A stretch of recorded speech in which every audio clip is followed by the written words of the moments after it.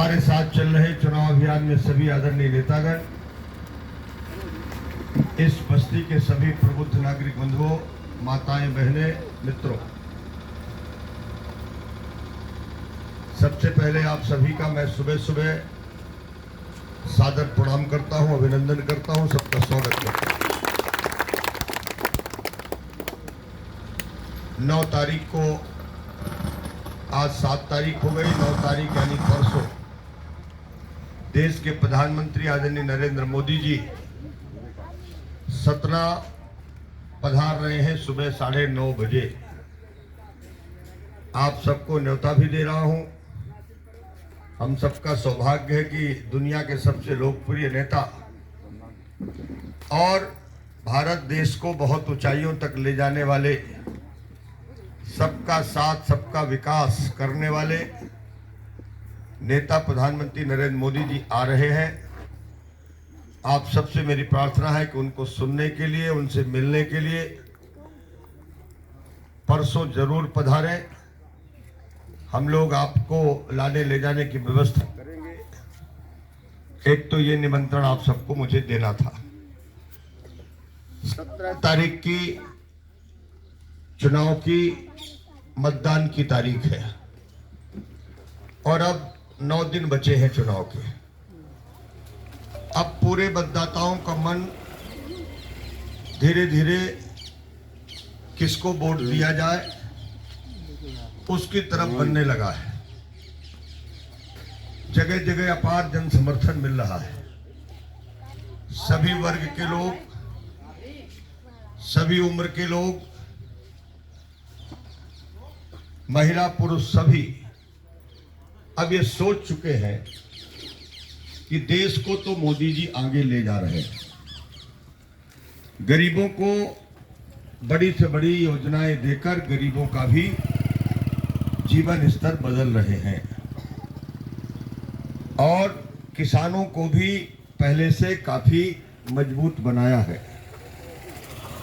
पढ़े लिखे नौजवानों को भी नए रोजगार आत्मनिर्भर भारत में मिलना शुरू हो गए हैं।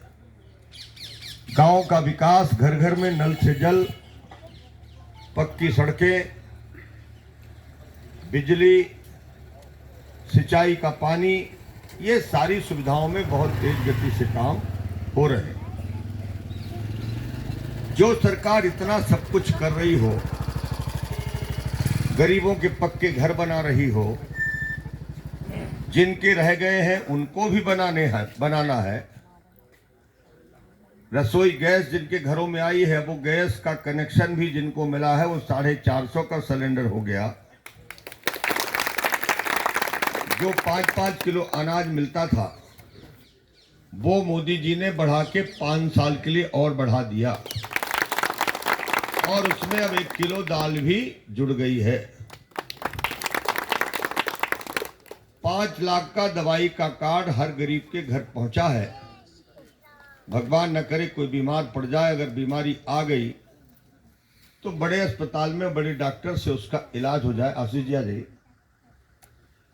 तो उसका इलाज हो जाए।